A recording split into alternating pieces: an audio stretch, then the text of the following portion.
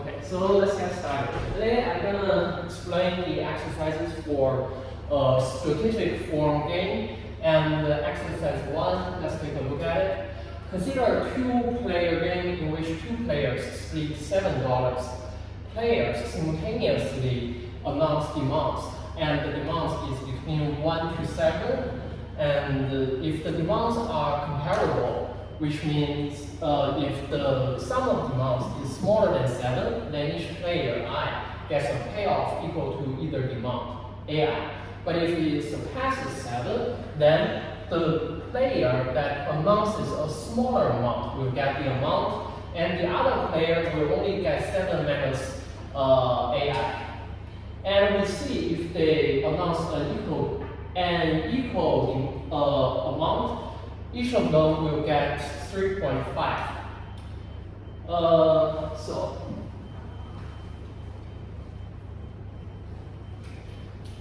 question 1 wants us to find whether there are any strategically dominant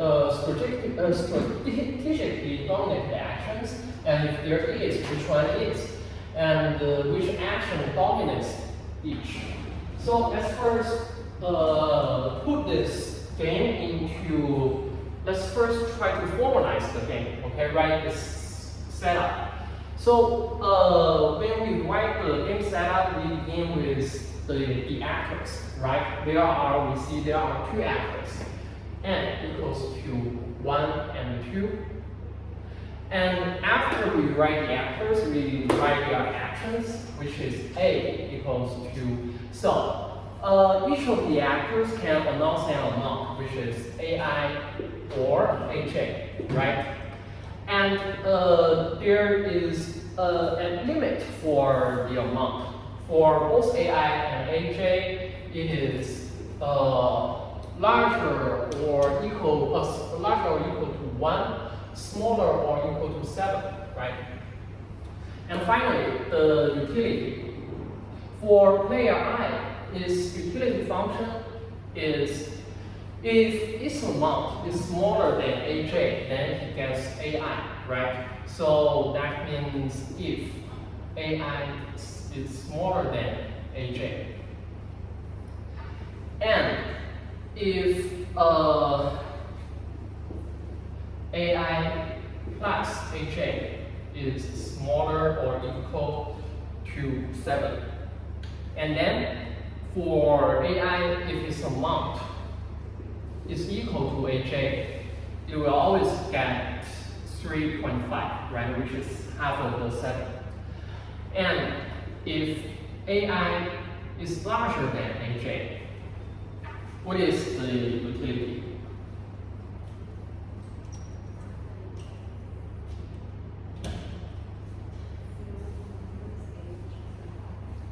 Right.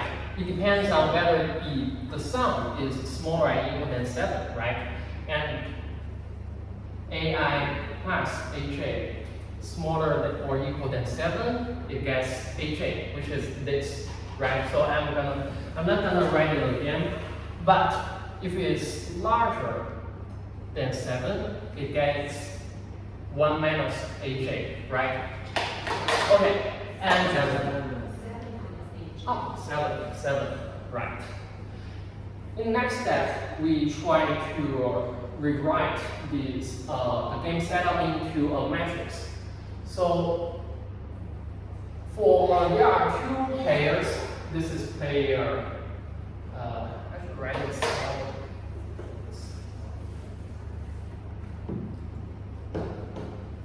Player 1 and player 2.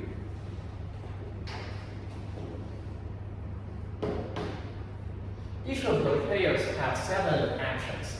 1, 2, 3, 4, 5, 6, and 7. The same for player 2. 1, 2, 3, 4, 5. Oh no. Anyway, I'm gonna erase it.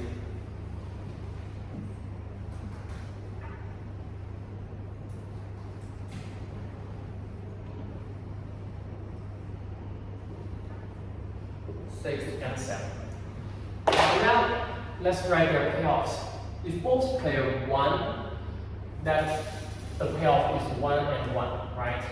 And if 1, 2, the payoff is 1, 2, right? 1, 3, 1, 3. 1, 4, 1, 4. 1, 5, also 1, 5. 1, 6, 1, 6. And if 1, 7, for player 1, it gets 1, right? Because it is smaller. And for player 2, it gets 6, right? Then 2, 2, 1, 2, 1, 2, 2, 2, 2, 2, 3, 2, 3, 2, 4, 2, 4, right? 2, 5 equals to 7, so it's still 2, 5. 2, 6 is larger than 7.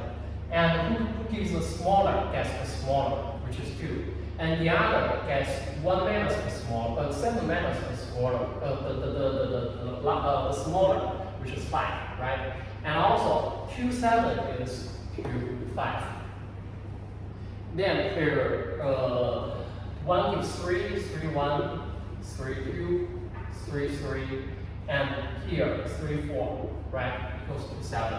3, 5, it gives him 3, 4, right? And 3, 6, 3, 4, 3, 7, 3, 4. Then 4, 1, 4, 1, 4, 2, 4, 3. And here, 4, 4, 3 and a half, 3 and a half. 4, 5, 4, 3, yes. And 4, 6, 4, 3. 4, 7, 4, 3. 5, 5, 1, 5, 2, and 5, 3 is 5, 3. It is, yeah, 3, 4, 3, right? And 5, 4, 3, 4. 5, 5, 3 and a half, 3 and a half. And 5, 6, 5, 2, right? 5, 7, 5, 2. 6, 1. And 6, 2 gives him 5, 2. 6, 3 gives him 4, 3, right? 6, 4 gives him 4, 3. Yes. 6, 5, 5, 2. 6, 6, 3 and a half, 3 and a half. 6, 7, 6, 1. Here, 7, 1. 6, 1, right? And 5, 2. 4, 3. 3, 4. 2, 5. 6, 1, 6. 7, 7, 3 and a half, 3 and a half. So let's see. We want to find strategically dominated game. We need to see which game gives the actor a smaller payoff regardless of the action of the other actor, right? So let's see. Action 1. If player 2 gives him, if player 2 plays 1, its payoff is 1. It is always smaller than 2, right? Player 2 plays 2, gives him 1, also smaller than 2. Player 2 plays 3, gives him a utility of 1, and which is smaller than 2. So you do it, continue to do it, you will see 1 is strategically dominated, at least by 2. You can also see it is strategically dominated by 3, right? And also, is this strategically dominated by 4? 1, 4, 1, 4, 1, 4, 1, 3 and a half, 1, 4, 1, 4, 1, 4, so it is. And 1, 5, 1, 5, 1, 4, 1, 3, 1, 3 and a half, 1, 5, 1, 5, dominated. Here also. And 2 is the same, right? We can take it away, strategically dominated. And 3 is 3 strategically dominated. 3, 5, 3, 5, 3, 4, 3, 3, 3. No, it's not. But it is dominated by which? It is dominated by 4, right? 3, 4, 3, 4, 3, 4, 3.5, 3, 4, 3, 4, 3, 4. Okay, dominated. And if 1, 2, 3 are strategically dominated actions for player 1, they are also dominated for player 2, right? So we can take them away. And now we only have 4 actions. 4, 5, 6, 7 for player 1, 4, 5, 6, 7 for player 2. And let's see. Is action 4 strategically dominated? By which?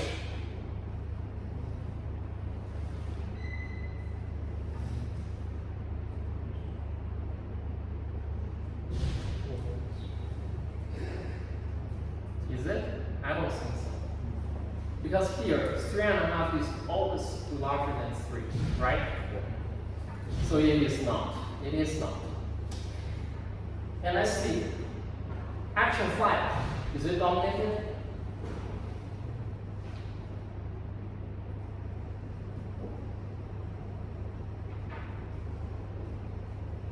Is it dominated?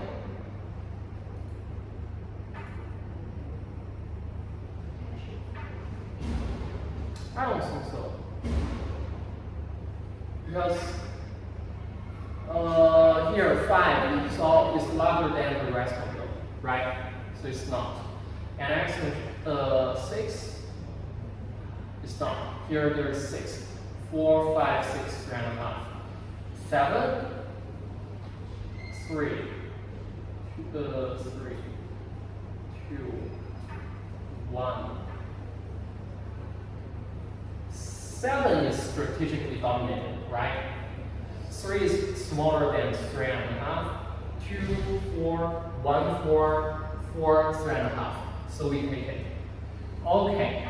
After we take 7, let's continue. 5 and 6 is strictly dominated by 4. Yes, that's right. And 5, you see, 5 is not strategically dominated by 4, right? 4, 5. So we cannot say 5 is dominated by 4. But what about 5 and 6?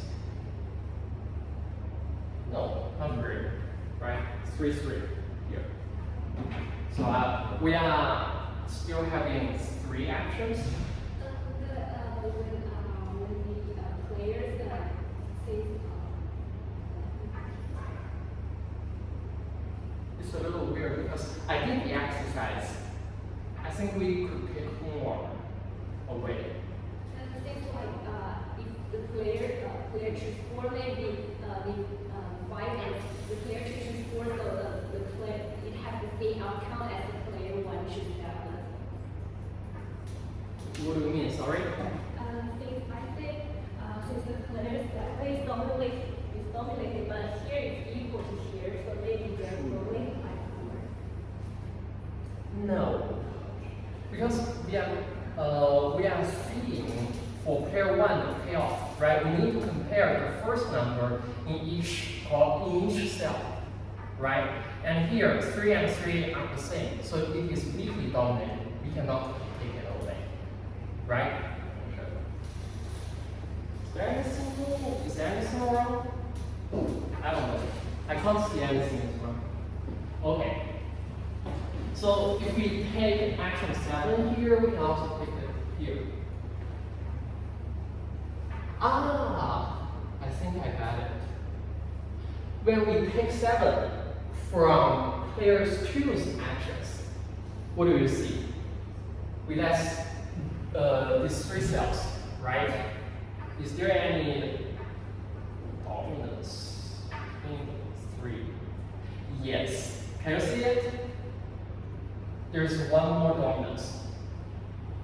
Can you see it? We have only these cells,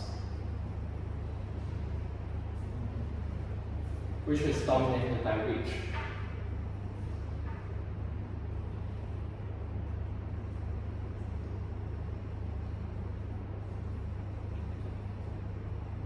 Which is dominated by which? You didn't see it? Okay, see 4 and 6. For player 1, 3.5, 3, 4, 2, 4, 3.5. Is this strictly dominated? Yes, so we take 6, and that's right. And once we take 6, we can also take it away here. And what do we left here? These 4 cells, right? And is there any dominance? Yes, we can take 5, right? 3.5, 3, 4, 3.5. We take 5. Take 5 here also. So the only Nash equilibrium is 3.5. Oh, sorry. Is 4, 4. And the payoff for both players is 3.5, 3.5.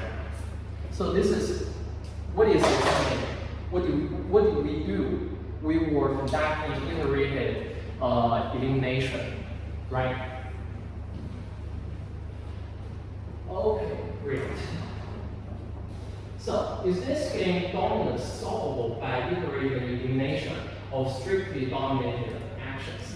Yes, we have proved that.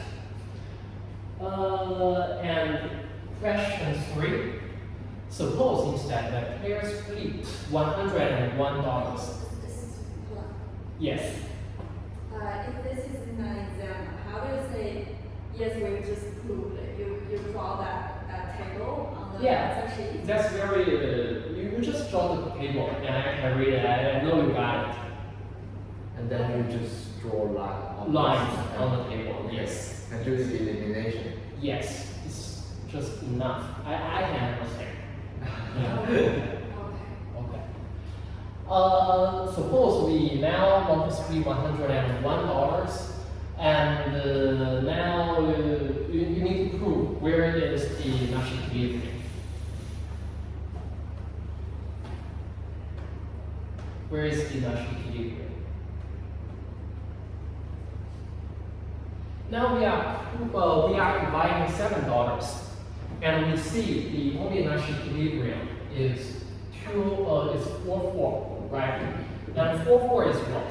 It is 4 equals to 2 dividing 7 plus 1, right?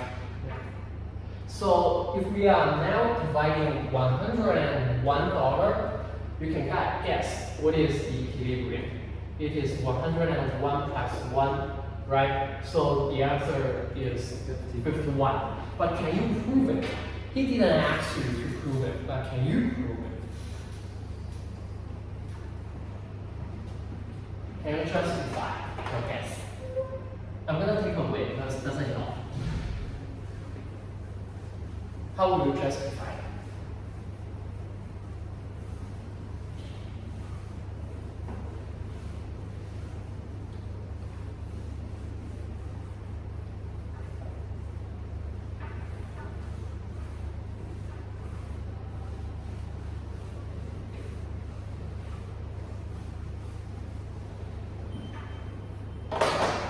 I'm not asking you to find all possible Nash equilibrium, okay? You've already learned that there might be multiple equilibria in a game.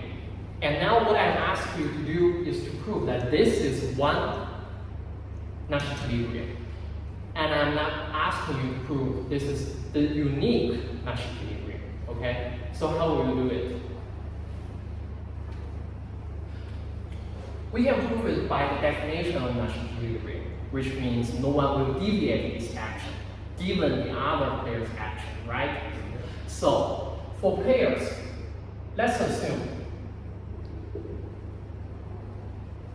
that player I plays, I don't want to prove 101. Now let's assume we are dividing $n.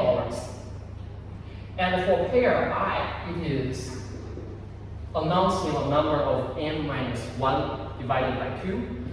Player J also the same amount. So let's see, will anyone deviate? Will anyone deviate? The utility for player I of playing this number, given the action of player J is what? Is what? We see here they are announcing an equal number, right? So the utility is, the payoff is, right? And the utility for player I of playing, let's say it is playing 1 minus n minus 1 divided by 2, and given the action of player J, which is this. What is his payoff?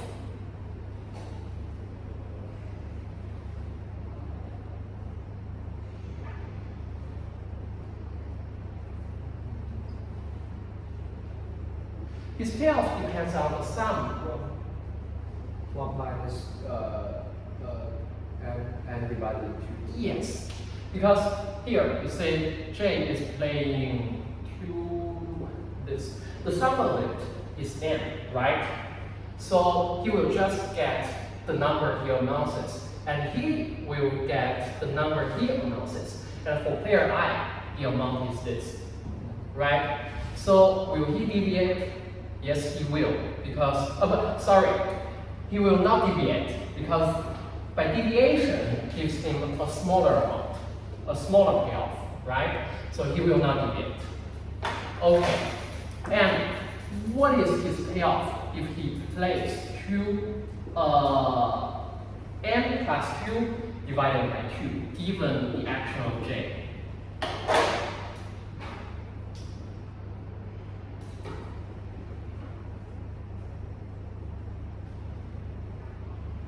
What is his payoff?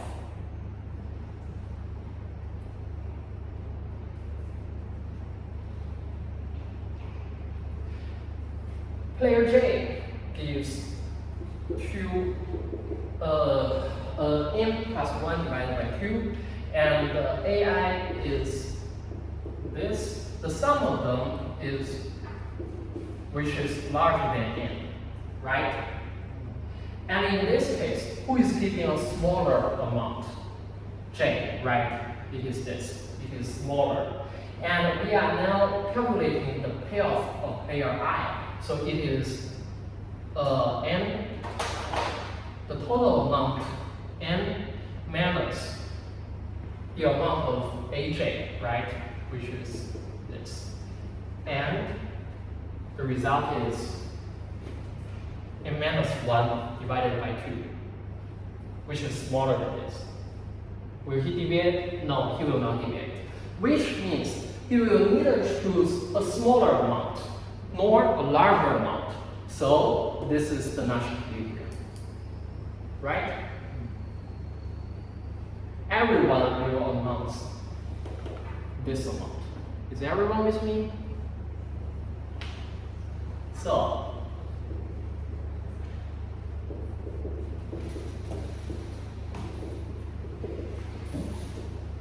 is the Nash Equilibria.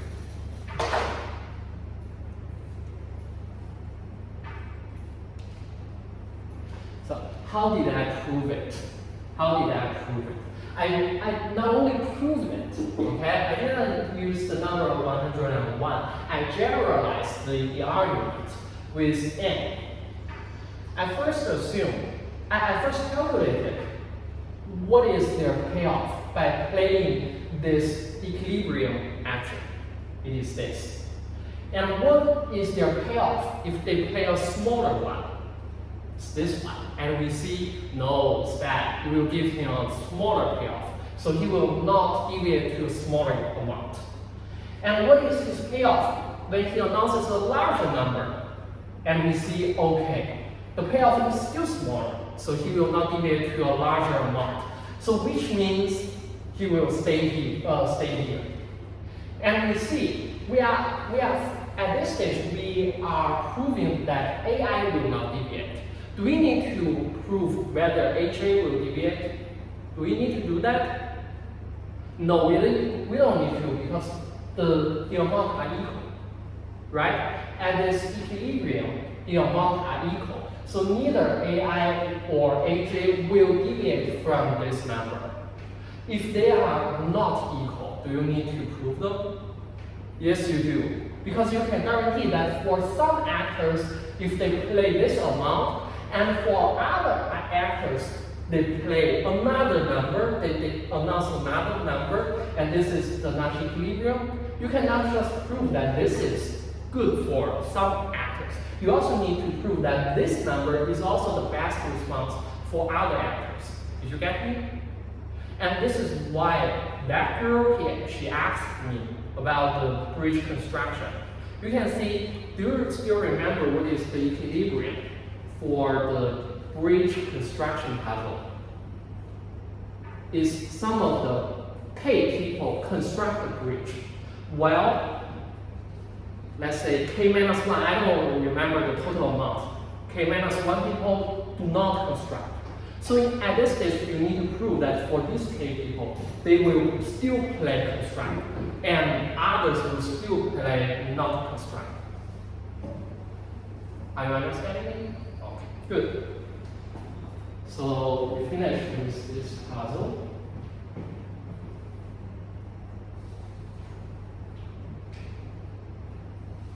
The next, the second.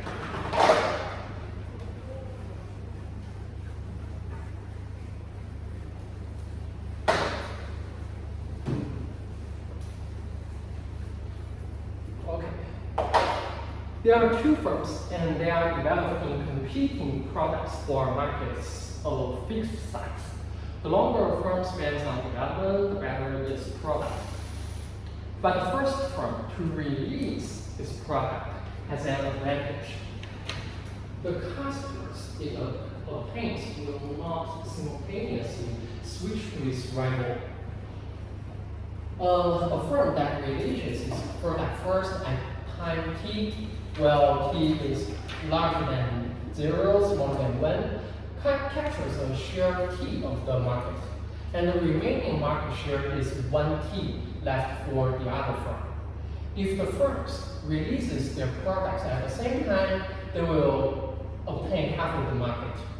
Each firm wishes to obtain the highest possible market share. And for the first puzzle, we need to formulate the game in strategic form. Okay, so you see here we got two firms. N equals to 2, 1 and 2, and their action equals to AI, AJ. For both AI and AJ, you can write this way, they are larger or equal to 0, smaller or equal to 1. And their utility function for player I equals 2. So if player I releases its product before player J, and its utility is T, right? If AI smaller than AJ. And if player I and J release products at the same time, if AI equal to AJ is half. It's because the whole market is 1. And if AI larger than AJ, it will be 1 minus AJ, right? Okay, then we try to find the firm I's best response function given the strategy choice by firm J. Did you find it? Because you already done the exercise, I want to know whose answer is the same with the answer given by Jacob.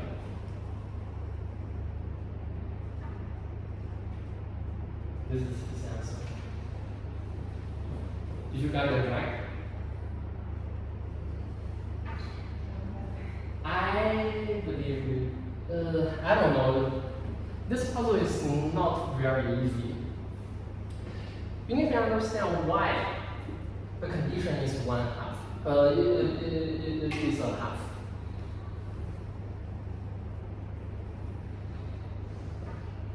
Okay, now let's see what is its best response for player I, given the action of player J is Tj. Okay. If Ti is very, very small, equal nearly 0, and you will always get what? It's very, very small. You will get Ti, right? So for Tj, it will always, we should say like this. If Tj, because when we are trying to find the best response of player I, we need to assume the action of the other player, right? What is best response? Best response means given the action of the other player or other players, which action gives you the maximum payoff, right? So we need to assume what is the action of player J. Now let's assume the action of player J is very, very, very small. And what is the best response for player I? You should always be larger than player J, right? Because you will give him a larger market share.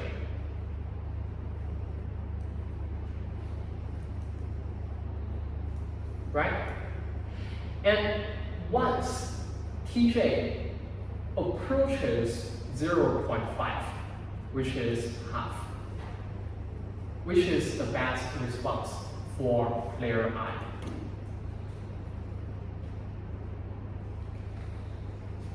Here this is the time, which is between 0 and 1. Now T, and here, 1/2. If Tj is here, player's I's best response is what? It's always larger than Tj, right? Because it will guarantee that Ti plus Tj is smaller than 1, right? So just sometimes larger than Tj. But as Tj approaches half, what is best response? If he reaches half, the best response for Ti is to release at the same time. Why? Because if he releases earlier, let's say Ti equals to 0.4 and Tj equals to 0.5, the sum of them is 1, right? For Ti, he will always try to release the product later. If he releases, he deviates to 0.45. The sum is still smaller than 1, and he will get a better deviation, right? So at this point, if Tj equals to 0.5, the best response for Ti is also 0.5, right? And let's see, if we continue, we let Tj release later than 0.5. If he releases some some point here, let's assume it's 0.6. What is the best response for player I? Is it 0.4? Because some of them is 1, maybe you will guess it's 0.4. But is it 0.4 the best response? Can we? Yes, right. We'll deviate to 0.5. Let's compare them. If he announces as 0.4, he will get the payoff of 0.4, right? If he deviates to 0.5, what is his payoff? Still 0.5, because the sum of them is larger than 1. And if their sum is larger than 1,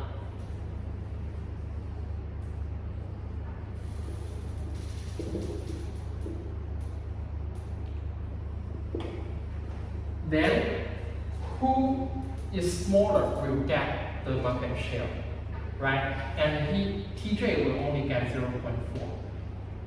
So what is his best response? To still move until he gets closer to TJ, right? Because if he gets closer to TJ, which is also 0.6, what's the payoff for player I? It is 0.5, right? If they are equal, he will get 0.5. But if his time is 0.59, his payoff is 0.59. Are you getting me?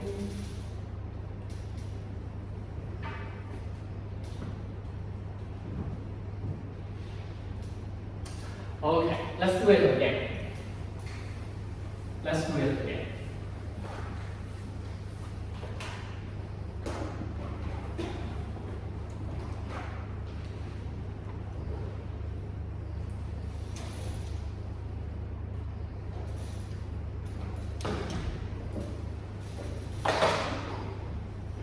If TJ is smaller than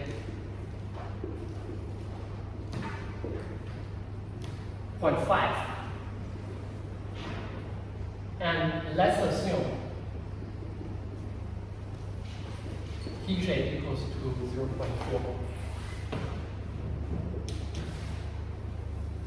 What is the best response for TI? If TI is smaller than 0.4, the utility for I is what?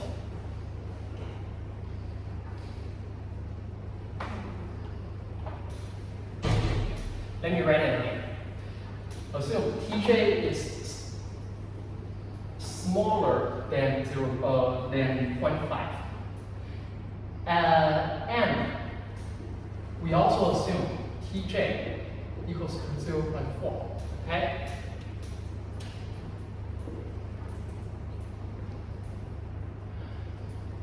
Then we need to find the best response for player I, right? And let's see, if player I plays somewhere smaller than 0.4, and we assume it is 0.35, the utility for player I is what? Yes. And let's see, will he deviate? Will he deviate? If it is a little bit smaller, what will be his payoff?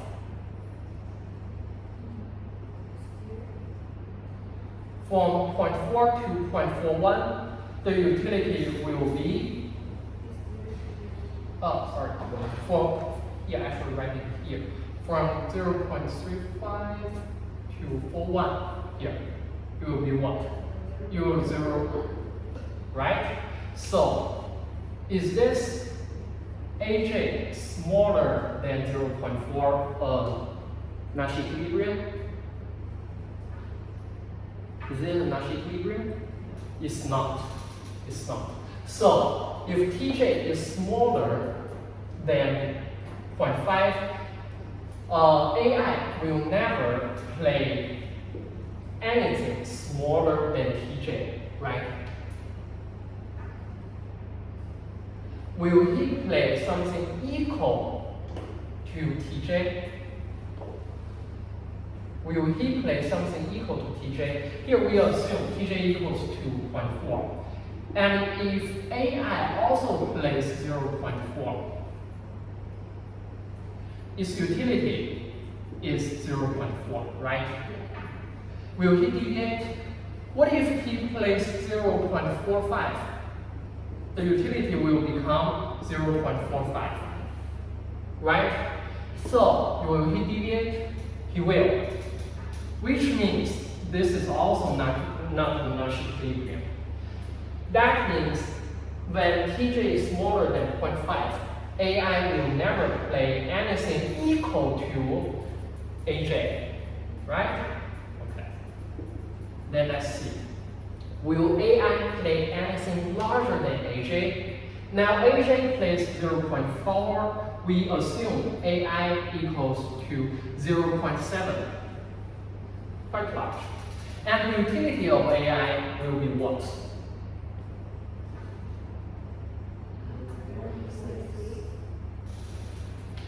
The sum of them is larger than 1, right? So his payoff will be 1 minus 0.4, which is 0.6. And will he deviate? If he deviates from 0.7, let's say to 0.6, his utility will be 0.6 plus 0.4 is 1, right? So his payoff will be 0.6. Equal. Will he deviate to something smaller? Let's say 0.5. 0.5, 0.4, the sum is smaller than 1. So his payoff will always be 0.5, right? The sum of them is smaller than 1, so he gets 0.5. Will he deviate to here?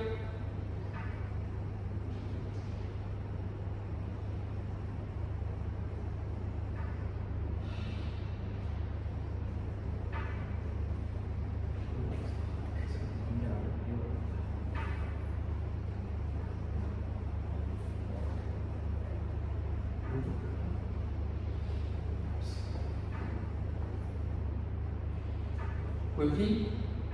Compare with 0.7, he will. But compare, assume that he just, at the first stage, he just placed 0.5.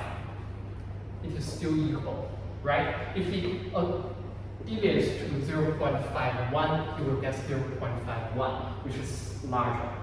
So this means anything, if Tj is smaller than 0.5, anything larger than Tj is a Nash equilibrium.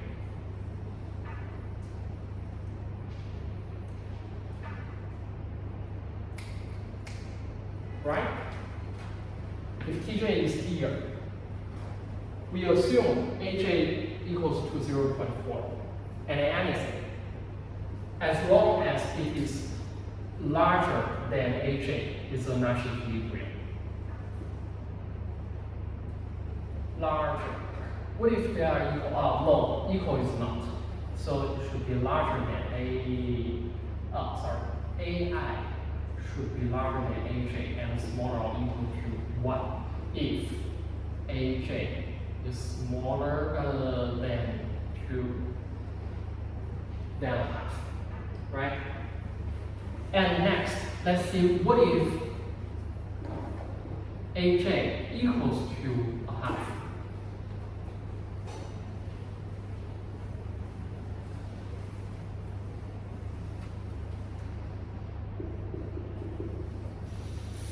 Equals to a half. Will AI announce something smaller than Aj?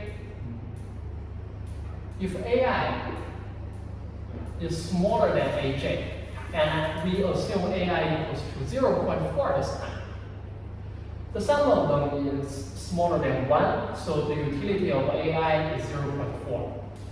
And if he deviates to 0.5 also, his utility is 0.5, right? And he will then deviate. So AI equal smaller than Aj is not a Nash equilibrium, right? And if AI equals to Aj, which means they both play a half, utility of AI equals to a half. And will he deviate?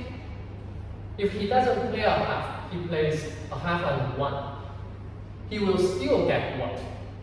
The sum of AI and Aj is larger than 1, right? And Aj plays a half, so he will always get 1 minus a half equals to a half, which is equal, so he will not deviate.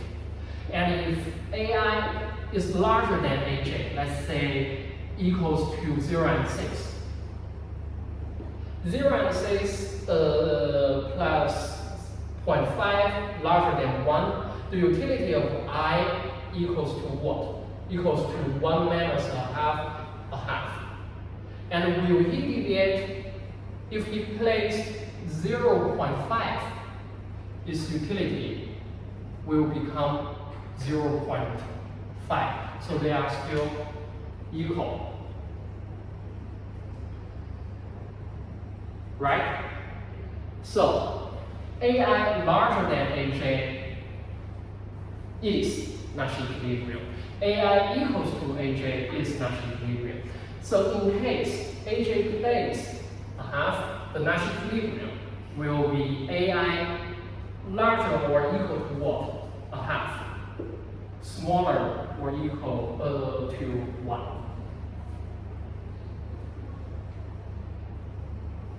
Right.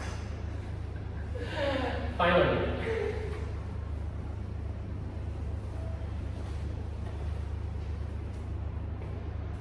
okay, if AJ is larger than a half, and let's say AJ equals to this 0.51, and will AI play something smaller than AJ? Will AI play something smaller than AJ? Let's say AI equals to 0.5.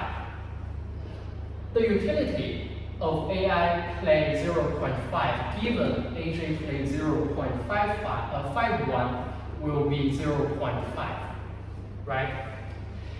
And will he deviate to a larger amount? Let's say he deviates to 0.505. His utility will become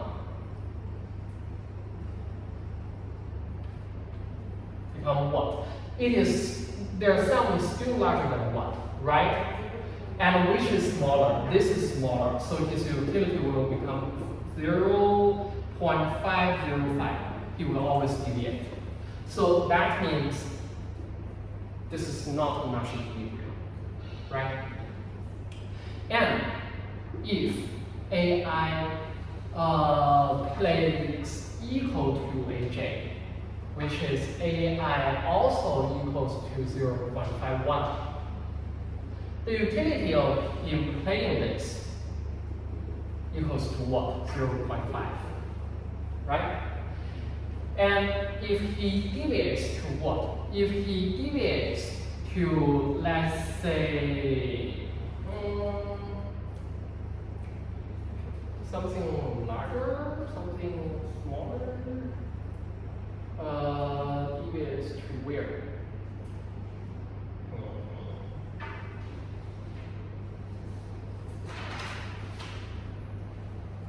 Equals to AJ, and I'm going to use here.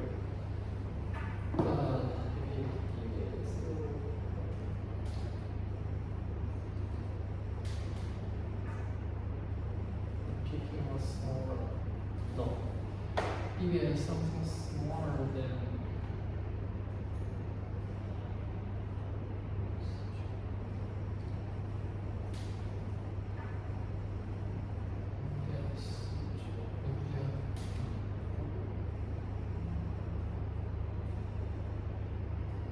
here. If it deviates to 0.505, the sum of them is what? Larger than 1, right? And he will get 0.505, which is larger. So will he deviate? He will. So this is not a Nash equilibrium. Okay, finally.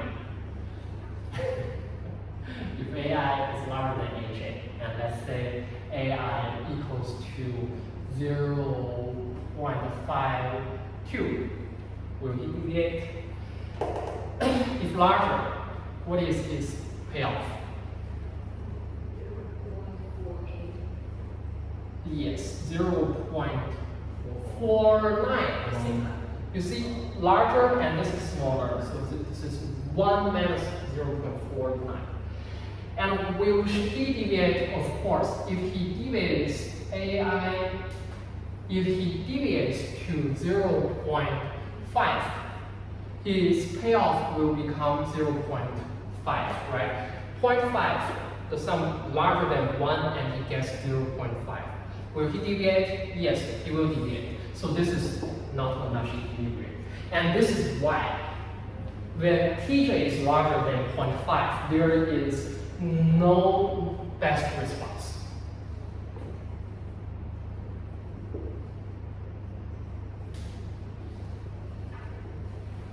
Okay?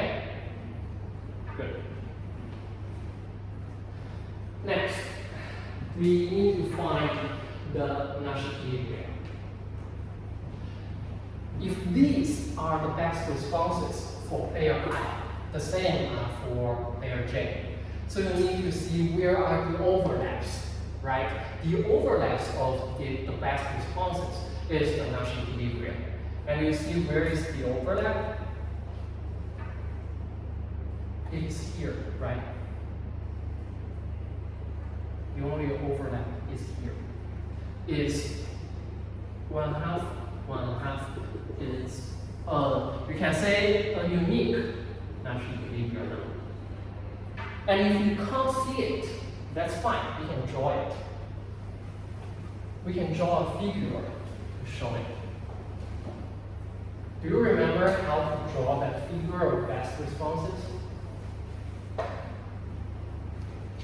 What are the x-axis and y-axis? What are they?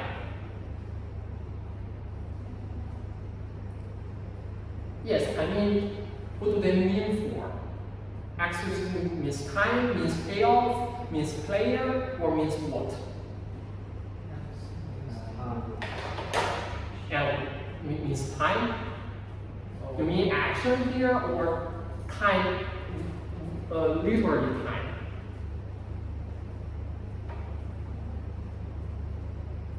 In the figure, both axes refers to the actions of pairs. So the horizontal action, usually we use it to refer to the actions of player I, which is Ti. And the vertical axis is Tj. And they have a limit from 1 to 0, from 0 to 1, right? And let's see here. For simplification, we put J here and I here.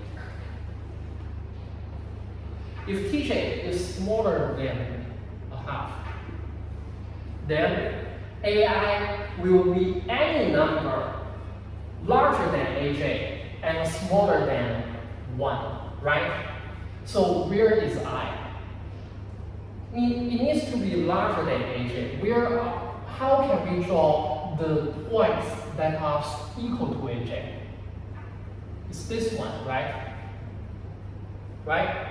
And if Ai is larger than Aj, it means any point larger than above this line, right? So if are you with me? You look very confused. Just keep on going. Oh, okay, great.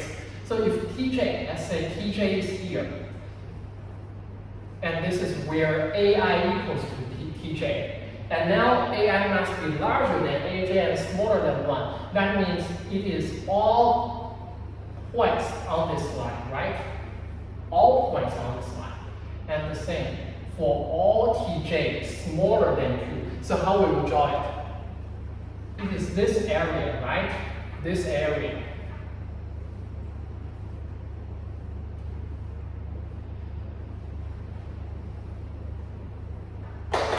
Given the Aj, Ai must be larger than Tj and smaller than 1, right? Okay. And if h equals to 1/2, ai must be larger than 1/2 and smaller than 1. So it is this one, right? Okay.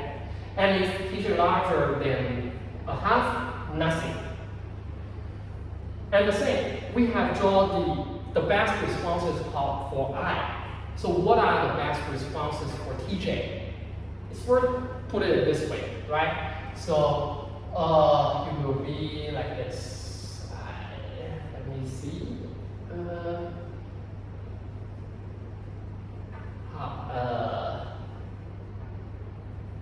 Oh, yes. Am I drawing it correct? Yes. 中心对称一下，就是沿着这条线对称过来，就是另一个配。